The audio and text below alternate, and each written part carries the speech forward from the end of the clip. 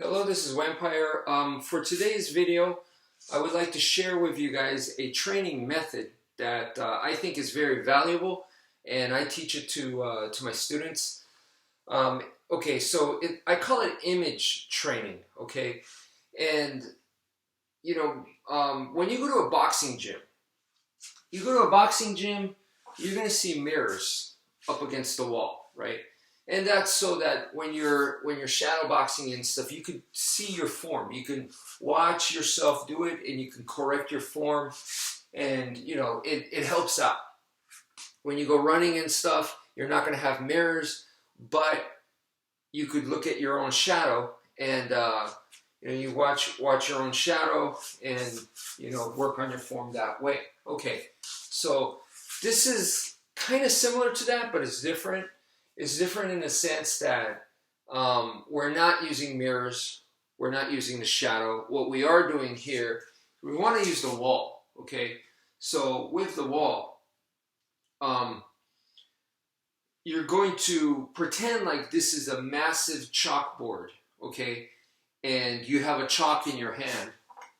So this is your chalk, okay? It could be a stick, it could be a knife, it could be your empty hand, it doesn't matter, or some other weapon.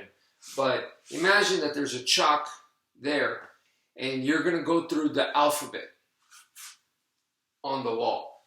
And what I always tell my students is make sure that you make the letters big. Okay, don't write like this. Okay, we don't want it this size. I want it like this size. Okay, I want it big, really, really big.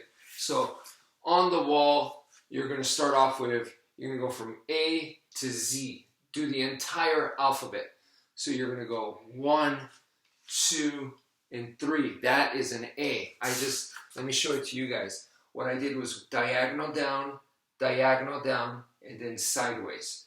That creates an A. Okay, so the next one is a B. So B is straight down. Here's a circle, or a half circle, and here's another half circle right there. So that creates a B. Next is C, and then you go D, E, all the way down to Z. Why do we do this? We do this because, first, hand-eye coordination. We want to develop that control, okay? And then the second reason why we do this is because as you do this, you are going to start to be able to see what you're doing. So you have to, it's imagination training. You have to imagine and be able to see what you're doing.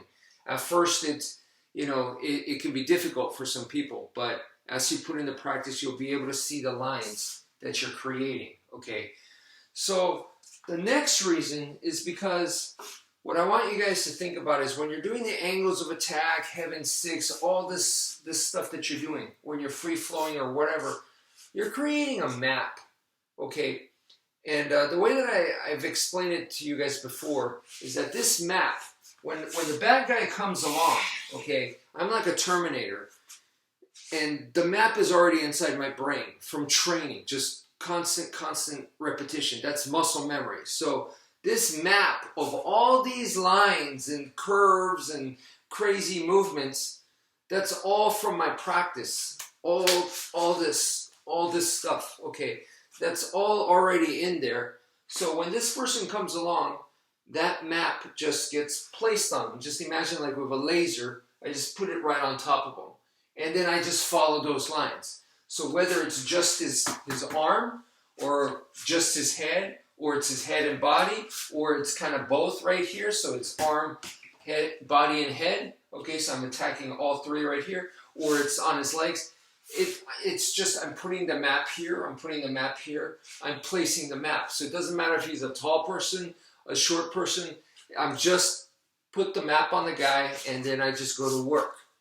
This just, it's muscle memory. It just goes, it automatically happens. So in that case, the map, what I'm talking about, you want to experience as many of the different movements, angles, curvatures, the buildup of momentum coming down, all of that. You want to experience as much of that as possible.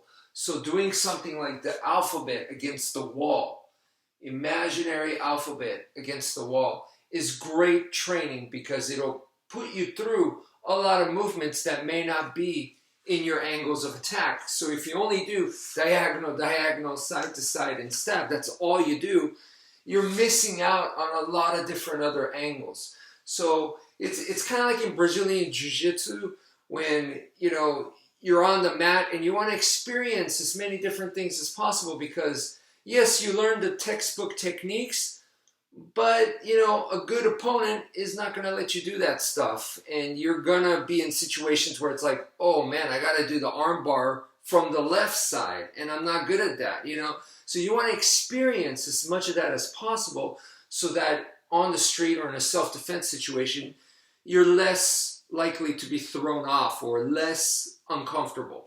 So that's why this kind of training is very, very good. And I highly recommend it to you guys, okay? So that's what I recommend. First, you do the alphabet. Remember, keep it nice and huge. Don't do it small, okay? Make it nice and big. You could go with the big letters first. Then you could go with the smaller letters, you know, caps on, caps off type of thing. And then you could also do cursive. Cursive, you're going to find that it's going to be a lot easier for you to flow and do the circular motions that way. So it'll help you there as well. So that's what I recommend. I hope this makes sense to you guys. Thank you for viewing, and take care, folks.